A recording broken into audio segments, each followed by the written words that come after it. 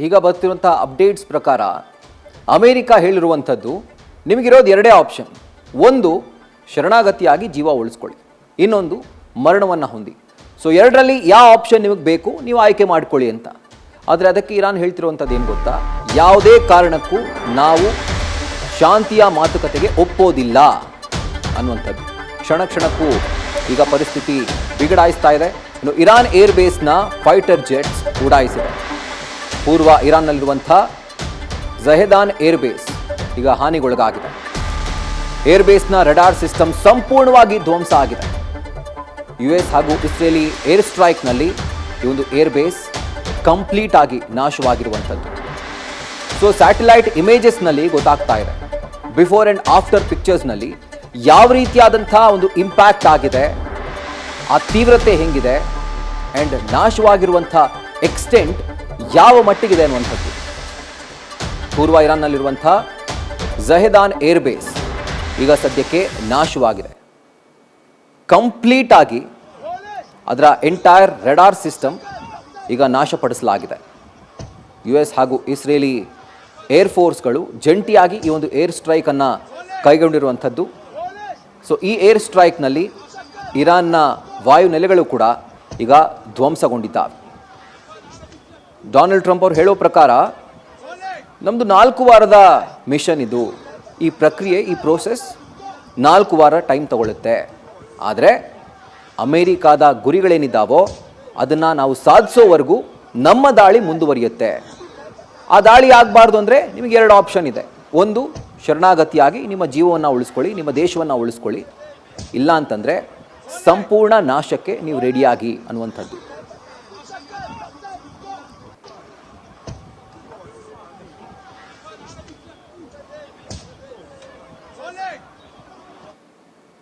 So ಈಗ ಈ ಒಂದು ಪಿಕ್ಚರ್ಸ್ನಲ್ಲಿ ಗಮನಿಸ್ತಾ ಇದ್ದೀರಿ ಮುಂಚೆ ಹೆಂಗಿತ್ತು ಆ್ಯಂಡ್ ಈಗ ಯಾವ ರೀತಿಯಾಗಿ ಆಗಿದೆ ಅಂತ.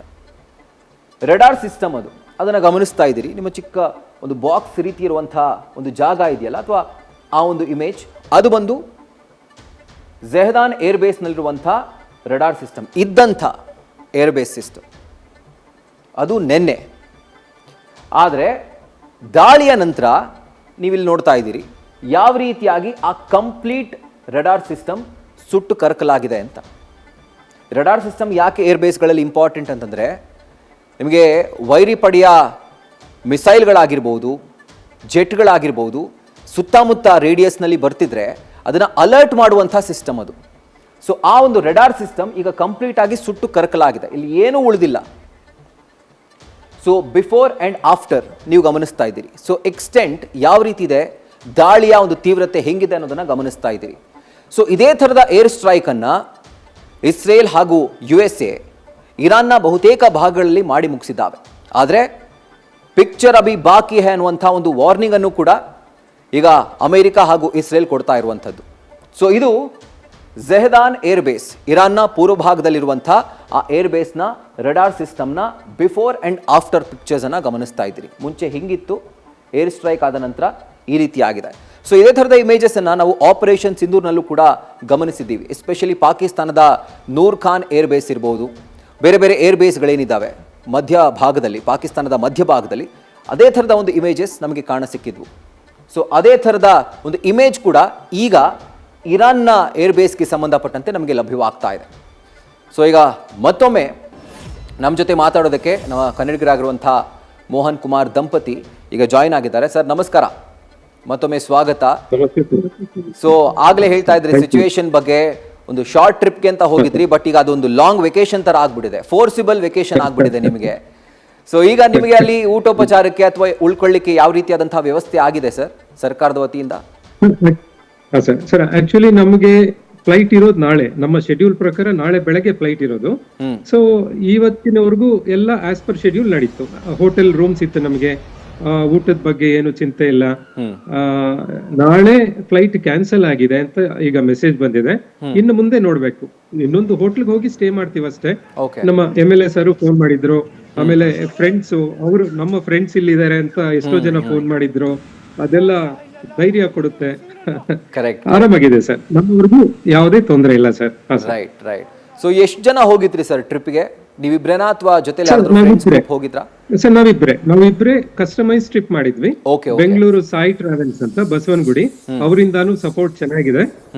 ನಾವಿಬ್ರೇ ಇದೀವಿ ಅಷ್ಟೇ, ಆರಾಮಾಗಿದ್ದೀವಿ ಸರ್.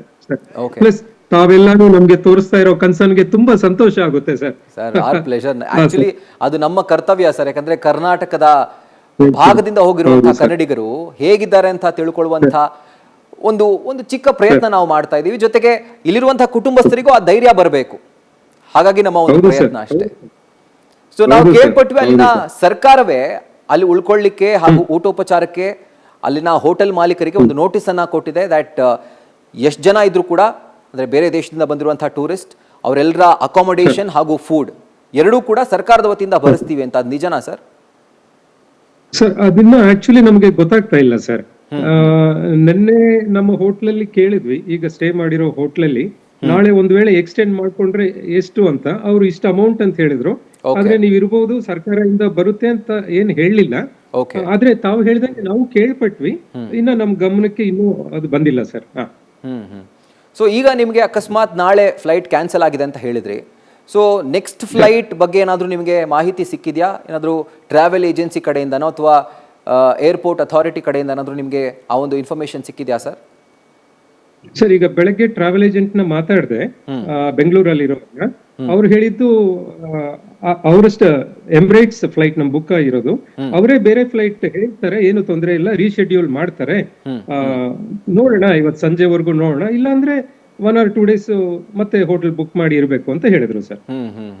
ಅಂದ್ರೆ ನೀವು ಟ್ರಿಪ್ ಮಾಡಬೇಕು, ಒಳ್ಳೊಳ್ಳೆ ಜಾಗವನ್ನ ವಿಸಿಟ್ ಮಾಡಬೇಕು, ಒಳ್ಳೆ ಮೆಮೊರೀಸ್ ಕಟ್ಕೊಳ್ಬೇಕು ಅಂತ ಹೋಗಿದ್ರಿ. ತತ್ಕ್ಷಣಕ್ಕೆ ನಿಮ್ಗೆ ಹಿಂಗೆ ಫ್ಲೈಟ್ಸ್ ಇಲ್ಲ, ನೀವು ಇಲ್ಲೇ ಇರ್ಬೇಕಾಗತ್ತೆ ಆ ಥರ ಹೇಳಿದಾಗ ನಿಮ್ಗೆ ಹೆಂಗ್ ಅನ್ನಿಸ್ತು ಸರ್? ನಿಮ್ ಫೀಲಿಂಗ್ ಹೆಂಗಿತ್ತು? ಅಯ್ಯೋ ಸಾಕಪ್ಪ, ಫಸ್ಟ್ ಇಂದ ಹೋಗ್ಬಿಡೋಣ ಅಂತ ಅನಿಸ್ತಾ ಇದೆಯಾ ಈಗಲೂ? ಸರ್ ಫಸ್ಟ್ ನಮ್ಮ ತಾಯ್ನಾಡಿಗೆ ಸೇರೋಣ ಅಂತ ಖಂಡಿತ ಅನ್ನಿಸ್ತಾ ಇದೆ. ಆದ್ರೆ ನಮ್ಮದು ನಮ್ಮ ಐಟ್ನರಿ ಏನಿತ್ತು ಅದು ಇವತ್ತುವರೆಗೂ ನಾವು ಆಸ್ ಯೂಶುವಲ್ ಮಾಡಿದೀವಿ ಸರ್. ನಿನ್ನೆ ಸಹ ಪಾರ್ಕ್ಸ್ ಎಲ್ಲ ಓಪನ್ ಇತ್ತು, ಗೌರ್ಮೆಂಟ್ ಕಡೆಯಿಂದ ಓಪನ್ ಇತ್ತು. ಇಲ್ಲಿ ಗೌರ್ಮೆಂಟ್ ಬಸ್ಸಸ್ ಸಹ ಓಡಾಡ್ತಾ ಇದೆ. ಸೊ ನಾವು ಆಸ್ ಪರ್ ಶೆಡ್ಯೂಲ್ ಇಲ್ಲಿವರೆಗೂ ಮಾಡಿದೀವಿ. ಇನ್ನು ಮುಂದೆನೆ ನಮ್ಗೆ ನೋಡ್ಬೇಕು. ಸೊ 2 ದಿನಗಳ ಮುಂಚೆ ಇದ್ದಂತ ಪರಿಸ್ಥಿತಿಗೂ ಇವತ್ತಿನ ಪರಿಸ್ಥಿತಿಗೂ ಏನ್ ಡಿಫ್ರೆನ್ಸ್ ಇದೆ ಸರ್ ಅಬುದಾಬಿಯಲ್ಲಿ? ಸರ್ ನಮಗೆ ಆಕ್ಚುಲಿ ಯಾವುದೇ ಡಿಫ್ರೆನ್ಸ್ ಇಲ್ಲ ಸರ್. ನಾವು ಓಡಾಡಿರೋ ಕಡೆ ಆಗ್ಲಿ ಎಲ್ಲಿಯಾದ್ರೂ ಆಸ್ ಯೂಶುವಲ್ ಮುಂಚೆ ಹೇಗಿತ್ತು ಈಗ್ಲೂ ಹಾಗೆ ಇದೆ ಅಷ್ಟೇ ಸರ್. ಈಗ್ಲೂ ಹಾಗೆ ಇದೆ, ನಮ್ಗೆ ಯಾವುದೇ ರೀತಿ ಡಿಫ್ರೆನ್ಸ್ ಇಲ್ಲ ಸರ್. ಓಕೆ. ಸೊ ಅಲ್ಲಿನ ನಾವ್ ಏನ್ ಅನ್ಕೊಂಡಿದೀವಿ ಎಲ್ಲ ನೋಡ್ತಾ ಇದೀವಿ ಸರ್. ಸೊ ಹಾಗಿದ್ರೆ ಅಲ್ಲಿನ ಜನ ಕೂಡ ಫುಲ್ ಒಂದ್ ರೀತಿ ಕಾಮ್ ಆಗೇ ಇದಾರೆ ಅನ್ಸುತ್ತೆ ಅಲ್ವಾ ಸರ್? ಅಂದ್ರೆ ಏನಂತ ಏನ್ ಚಿಂತೆಗೆ ಏನ್ ಬಿದ್ದಿಲ್ಲ ಅನ್ಸುತ್ತೆ? ಇಲ್ಲ ಸರ್, ಇಲ್ಲ ಸರ್. ನಿನ್ನೆ ಪಾರ್ಕ್ ಅಲ್ಲೂ ಸುಮಾರು ಜನ ಇದ್ರು, ಸ್ವಲ್ಪ ಕಡಿಮೆ ಇದ್ರು, ಆದ್ರೆ ಸುಮಾರು ಜನ ಇದ್ರು. ಆಸ್ ಯೂಶುವಲ್ ಓಪನ್ ಆಗಿತ್ತು. ಯಾವ್ದೋ ಕೆಲವು ರೈಟ್ಸ್ ಮಿಸ್ ಆಯ್ತಷ್ಟೇ, ಮಾಡಬಾರ್ದು ಅಂತ ಗೌರ್ಮೆಂಟ್ ಇಂದ ಬಂದಿದೆ ಅಂದ್ರು. ಅದು ಬಿಟ್ಟೆಲ್ಲ ಆಸ್ ಯೂಶುವಲ್ ಇದೆ ಸರ್. ರೈಟ್. ಈಗ ಮೇಡಮ್ ಅವ್ರನ್ನ ಮಾತಾಡಿಸ್ತಾ ಹೋಗ್ತೀನಿ. ಮೇಡಮ್, ನಿಮಗೆ ಯಾವ ಥರದ ಒಂದು ಆಸೆ ಇದೆ ಆದಷ್ಟು ಬೇಗ ನಮ್ಮ ತಾಯ್ನಾಡಿಗೆ ಬಂದು? ಈಗ ನೀವು ಮನೇಲಿದ್ದಂಥ ಸಂದರ್ಭದಲ್ಲಿ ಅಡಿಗೆನ ಮಾಡಿ ಬಡಿಸ್ತಾ ಇರ್ತೀರಿ ಫ್ಯಾಮಿಲಿಗೆ. ಬಟ್ ಈಗ ಫಸ್ಟ್ ಈ ಊಟ ಎಲ್ಲ ಸಾಕಪ್ಪ, ಫಸ್ಟ್ ನಾವು ಊಟ ತಿನ್ನಕ್ ಅಟ್ಲೀಸ್ಟ್ ನಾವು ಬೇಗ ಮನೆಗೆ ಹೋಗ್ಬೇಕು, ಆದಷ್ಟು ಬೇಗ ನಮ್ಮ ಕರ್ನಾಟಕದ ಊಟ ತಿನ್ಬೇಕು, ಫಸ್ಟ್ ತಾಯ್ನಾಡಿಗೆ ಸೇಫ್ ಆಗಿ ರೀಚ್ ಆಗ್ಬೇಕು ಅಂತ ಇದೆ ಮೇಡಮ್. ಅದು ನಿಜ ಸರ್, ಅದಂತೂ ಇದ್ದೇ ಇರತ್ತೆ, ಅದ್ ಹೇಳೋ ಕೆಲ್ಸಾನೇ ಇಲ್ಲ. ಅದಂತೂ ಫಸ್ಟ್ ಬಂದ್ಬಿಡತ್ತೆ ಮೈಂಡ್ಗೆ. ಅದಂತೂ ನಿಜಾನೇ. ಜಾಲಿ ಟ್ರಿಪ್ ಹೋಗಿ ಇವಾಗ ಅಡ್ವೆಂಚರಸ್ ಟ್ರಿಪ್ ಆಗ್ಬಿಟ್ಟಿದೆ ನಮ್ದು. ನಾಳೆಯಿಂದ ಗೊತ್ತಾಗತ್ತೆ ನಮ್ದು ಇನ್ನೇನ್ ಪರಿಸ್ಥಿತಿ ಅಂತ, ನಾಳೆಯಿಂದ ಗೊತ್ತಾಗತ್ತೆ. ಇವತ್ತಿನವರೆಗೂ we are safe and we are normal. But sir ಹೇಳ್ತಿದ್ದಂಗೆ ಎಲ್ಲವೂ ಕೂಡ ಈಗ ಸದ್ಯಕ್ಕೆ ಸ್ಮೂತ್ ಆಗಿದೆ, ಕಂಫರ್ಟಬಲ್ ಆಗಿದೆ. ಸೊ ಯಾವುದೇ ತರದ ಭಯ ಪಡುವಂತ ವಾತಾವರಣ ಅಂತೂ ಸದ್ಯಕ್ಕೆ ಅಬುದಾಬಿಯಲ್ಲಿ ಇಲ್ಲ. ಇಲ್ಲ ಸರ್, ಇವತ್ತು ಬೆಳಗ್ಗೆ ಬ್ರೇಕ್ಫಾಸ್ಟ್ ಹೋಗಿದ್ವಲ್ಲ, ಅಲ್ಲೂ ಎಲ್ಲ ತುಂಬಾ ಜನ ಇದಾರೆ ಇಲ್ಲಿ ಹೋಟ್ಲಲ್ಲಿ. ಬಟ್ ಎಲ್ರು ನಾರ್ಮಲ್ ಆಗಿದ್ದಾರೆ, ಯಾರು ಭಯ ಪಡೋತರ ಏನ್ ಕಾಣ್ಲಿಲ್ಲ ಸರ್. ಸರ್ ರಿಯಾಕ್ಷನ್ ಕೇಳಿದೆ, ನಿಮ್ ರಿಯಾಕ್ಷನ್ ನಾನು ಪಡ್ಕೊಳ್ಬೇಕು ಮ್ಯಾಮ್. ಅಂದ್ರೆ ನೀವು ಫಸ್ಟ್ ಈ ರೀತಿಯಾಗಿ ಫ್ಲೈಟ್ಸ್ ಎಲ್ಲ ಕ್ಯಾನ್ಸಲ್ ಆಗಿದೆ, ಇಲ್ಲೇ ಉಳ್ಕೋಬೇಕು ಅಂದಾಗ ನಿಮಗೆ ಒಂಥರ ಭಯ ಆಯ್ತಾ? ನಾನ್ ಟೆನ್ಷನ್ ಪಟ್ಟೆ. ಹೌದಾ? ಆಕ್ಚುಲಿ ನನ್ ಟೆನ್ಷನ್ ಆಯ್ತು. ಫ್ಲೈಟ್ಸ್ ಕ್ಯಾನ್ಸಲ್ ಆಯ್ತು ಅಂದ ತಕ್ಷಣ ನನಗ್ ಟೆನ್ಷನ್ ಆಯ್ತು, ಎಲ್ಲಿರೋದು ಏನು ಅಂತ. ನಮ್ಮವ್ರು ಆರಾಮಾಗಿದ್ರು, ಬಟ್ ಆಮೇಲೆ ನಾನ್ ಕೂಲ್ ಆದ್ರೆ ನಮ್ಮವ್ರಿಗೆ ತುಂಬಾ ಬೇಜಾರಾಗಿದ್ರು. ರಿವರ್ಸ್ ಆಗ್ಬಿಡ್ತಿತ್ತಲ್ಲ ಆಕ್ಚುಲಿ. Okay okay. ಅಂದ್ರೆ ಸ್ಟಾರ್ಟಿಂಗ್ ಅಲ್ಲಿ ಫ್ಲೈಟ್ಸ್ ಕ್ಯಾನ್ಸಲ್ ಆಯ್ತು ಅಂದ ತಕ್ಷಣ ಇದು ಎಷ್ಟ್ ದಿನ ಆಗುತ್ತೋ, ಯಾವಾಗ ಹೋಗ್ತೀವೋ, ಏನ್ ಆಗ್ತಾ ಇದೆಯೋ ಫಸ್ಟ್ ಆಫ್ ಆಲ್, ಎಲ್ಲೋಗಿರೋದು, ಯಾವಾಗ ನಾವ್ ಮನೆ ಸೇರ್ಕೊಳ್ಳೋದು, ಮಕ್ಕಳು ಎಲ್ಲ ಯಾವಾಗ ನೋಡುದು ಅಂತ ಅದೊಂಥರ ಭಯ ಭೀತಿ ಬಂದ್ಬಿಡತ್ತೆ ಸರ್. ಸರ್ ತುಂಬಾ ಯೋಚನೆ ಖಂಡಿತ ಬಂತು, ಆದ್ರೆ ಫ್ರೆಂಡ್ಸ್ ಇಂದ, ರಿಲೇಟಿವ್ಸ್ ಇಂದ ಇವ್ರಿದ್ದಾರೆ ಅವ್ರಿದ್ದಾರೆ, ಧೈರ್ಯವಾಗಿರಿ ನೀವು, ನಿಮ್ಗೆ ಏನ್ ಕರೆನ್ಸಿ ಬೇಕು ಅರೇಂಜ್ ಮಾಡ್ತೀವಿ ಖರ್ಚಾಗೋದಕ್ಕಲ್ಲಿ, ಅಥವಾ ನಮ್ ಮನೆಗ್ ಬಂದಿರಿ, ಎಷ್ಟು ಕಾಲ್ ಬಂತು. ಈಗ ತಮ್ಮಿಂದ ಬಂದಿದೆ, ನಾವು ಆಗ್ಲೇ ಹೇಳ್ದಂಗೆ ಟೌನ್ ಪೊಲೀಸ್ ಸ್ಟೇಷನ್ ಇಂದ, DC ಆಫೀಸ್ ಇಂದ, MLA ಸರ್ ಇಂದ, ಎಷ್ಟು ಜನ ಸರ್. ತುಂಬಾ ಸಂತೋಷ ಆಗುತ್ತೆ ಸರ್, ಇಷ್ಟು ಕಾಳಜಿ ತಾವೆಲ್ಲ ತೋರಿಸ್ತಾ ಇರೋದಕ್ಕೆ ನಮ್ಮ ಮೇಲೆ ಸರ್. ಅದೆಲ್ಲ ನಿಜವಾಗ್ಲೂ ಧೈರ್ಯ ಕೊಡ್ತು ಸರ್. ಆಕ್ಚುಲಿ ಹೇಳ್ಬೇಕಂದ್ರೆ ಅವರಿಂದ ಕಾಲ್ಸ್ ಬಂದಿರೋದು, ಅವರಿಂದ ಮೆಸೇಜ್ ಗಳು ಬಂದಿರೋದು, ತುಂಬಾನೇ ಧೈರ್ಯ ಬಂದಿದೆ ನಮ್ಗೆ ಇವಾಗ ಹೇಳ್ಬೇಕು ಅಂದ್ರೆ. ರೈಟ್. ಸೊ ಈಗ ನಿಮ್ಮ ಮಾತನ್ನ ಕೇಳಿದ ಮೇಲೆ ನಿಮ್ಮ ಫ್ರೆಂಡ್ಸ್ ಆಗಿರ್ಬೋದು, ಇನ್ಕ್ಲೂಡಿಂಗ್ ನಿಮ್ಮ ಕ್ಷೇತ್ರದ MLA ಆಗಿರ್ಬೋದು, ನಿಮ್ಮ ಫ್ಯಾಮಿಲಿ ಆಗಿರ್ಬೋದು, ಎಲ್ಲರೂ ಇವಾಗ ಧೈರ್ಯವಾಗಿರ್ತಾರೆ ಬಿಡಿ. Thank you so much sir. And madam, ನಮ್ಮ ಜೊತೆ ಮಾತಾಡಿದ್ರಿ. ಸ್ಟೇ ಸೇಫ್, ಒಳ್ಳೆದಾಗ್ಲಿ. Thank you so much. News first, ನಿರ್ಭೀತಿಯಿಂದ ನಿಮ್ಮ ಪರವಾಗಿ.